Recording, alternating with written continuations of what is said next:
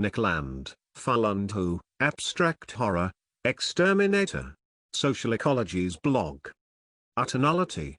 In the words of the ancient sages of ruined Ashen's, it was the endlessness that ends in itself.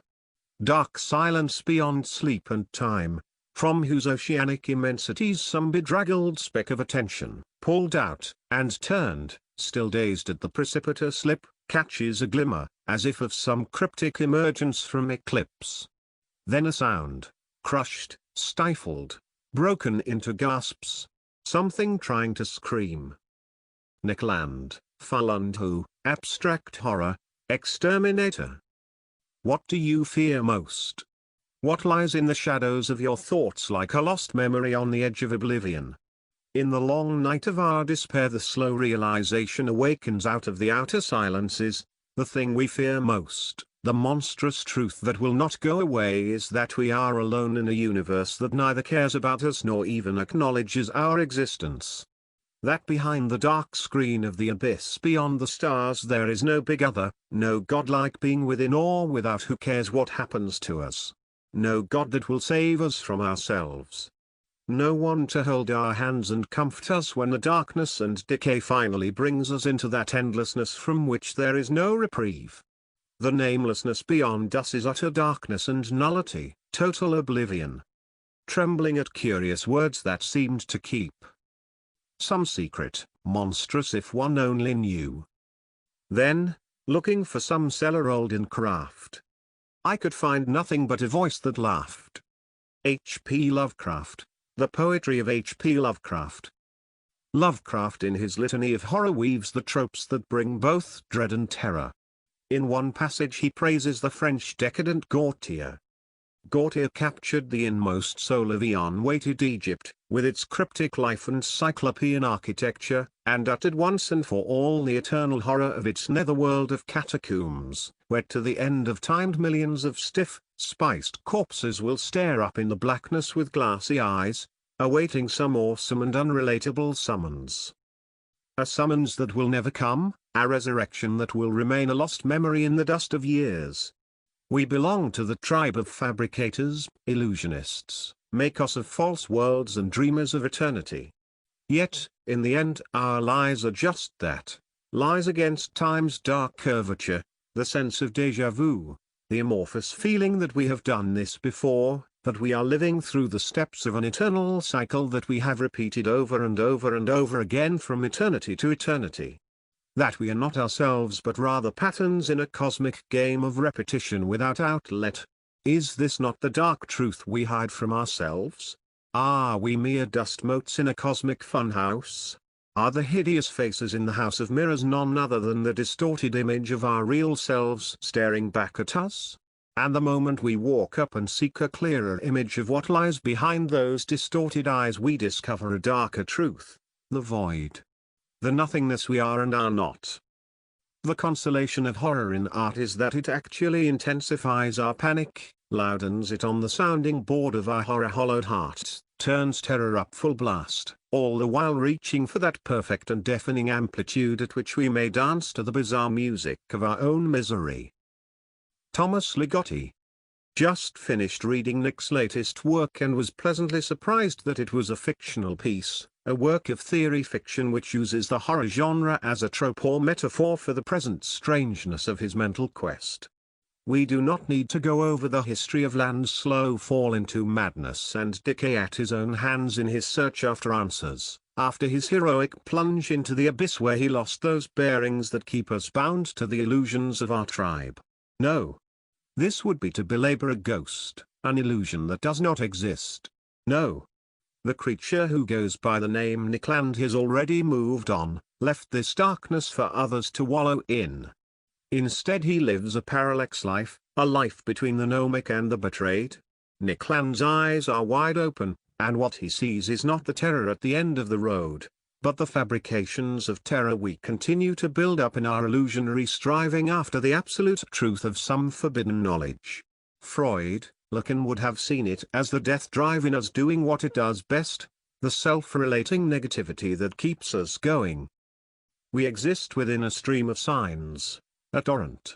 Information flows through us, in overwhelming abundance, as a deluge. It is screened, sieved, filtered, and edited, trimmed, narrativized, delegated to mental subsystems, dumped, so as not to drown us. Yet, if we can calm ourselves enough to think, it is clear that this flood of signal can have only one possible source: reality.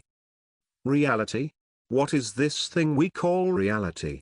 Is it a game, a fiction, a place you'd like to visit but feel it's better to keep locked up in some dark corner of the mind rather than a place to truly know? Alison's husband declares. So what is reality?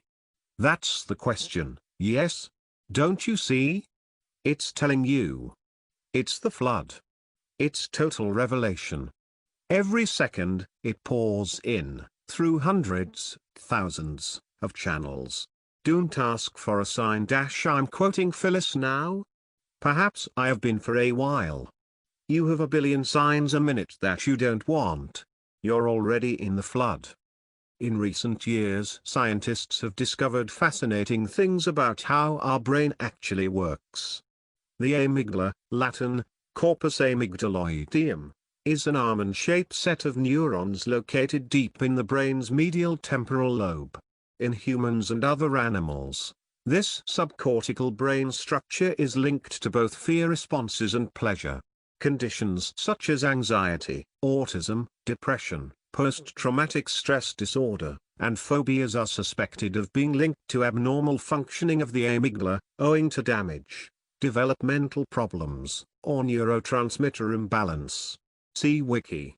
Recently neuroscientists have discovered large amount of data indicating that the amygdala, a particular structure in the brain, is strongly involved during the learning of conditioned fear.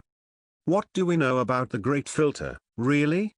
We have a name for it, if only a provisional one, which says something. It has acknowledged existence. In the terms of the philosophers, it is rigidly designated.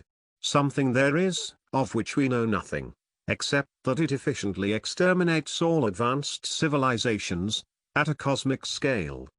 As I was reading Land's fictional uptake on the Great Filter, a concept he lifts from Nick Bostrom. Among recent thinkers, Nick Bostrom has been especially dogged in pursuing the implications of the Fermi paradox. Approaching the problem through systematic statistical ontology, he has shown that it suggests a great filter that at some stage winnows down potential galactic civilizations to negligible quantities. If this filtering does not happen early, due to astrochemical impediments to the emergence of life, it has to apply later. Consistently, he considers any indications of abundant galactic life to be ominous in the extreme. A late great filter would then still lie ahead, for us. Whatever it is, we would be on our approach to an encounter with it. With every new exoplanet discovery, the great filter becomes darker. A galaxy teeming with life is a horror story. The less there is obstructing our being born, the more there is waiting to kill or ruin us. Ibid. KL 1134-1141. As I began to muddle through this, it occurred to me that the threat from the outside is actually in a dialectical reversal actually to be found within the brain's own processes. The great filter is truly deep-seated within our own brain's primitive survival systems that seek to protect us from our own misguided adventures. Could it possibly be that the threat we see externally out there is in fact the primitive response of our own amygdala and other neuronal activity? Are we truly just the victims of our own faulty evolutionary hijinks?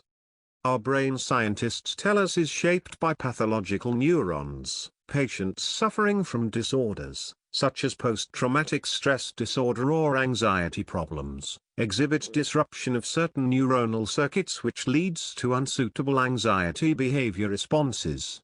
The selective manipulation of neuronal circuits that we have identified, using new therapeutic approaches which need to be developed further, could make it possible to regulate the pathological manifestations of fear in these patients. But as in all things, science is a two-edged sword. What can be used to help patients can also be turned toward other ends, nefarious ends that could someday be used for controlling vast populaces through fear and terror. Isn't this the true horror ahead? As Nickland tells us in his notes. If we could clearly envision the calamity that awaited us, it would be an object of terror.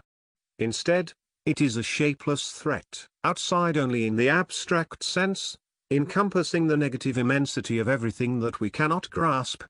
It could be anywhere, from our genes or ecological dynamics, to the hidden laws of technological evolution, or the hostile vastnesses between the stars. We know only that, in strict proportion to the vitality of the cosmos, the probability of its existence advances towards inevitability, and that for us it means supreme ill. Ontological density without identifiable form is abstract horror itself. As the great filter drifts inexorably, from a challenge that we might imaginably have already overcome, to an encounter we ever more fatalistically expect, horrorism is thickened by statistical cosmological vindication.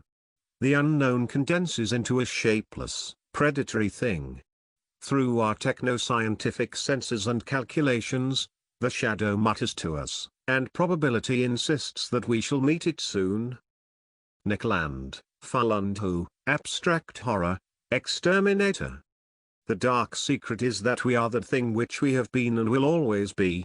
The shadow that seeks to encompass us is the realization of our own nullity, the fruitless seed of a fruitless universe. Oh, and you were hoping for a sign of hope. Go look in the mirror, my friend, and tell me if there is hope or terror staring back at you out of those voidic eyes. In the end you are alone with the alone, without support or foundation. Born of emptiness, you will return to the vastation that is. But will you open your eyes or close them? Will you return to the comforts of you gods and fictions, your human habitations of thought, and zones of safety and marginal beliefs shaped by the cultural others? Or will you enter the darkness on your own terms, confront the bleak truth with your own unknowing mind?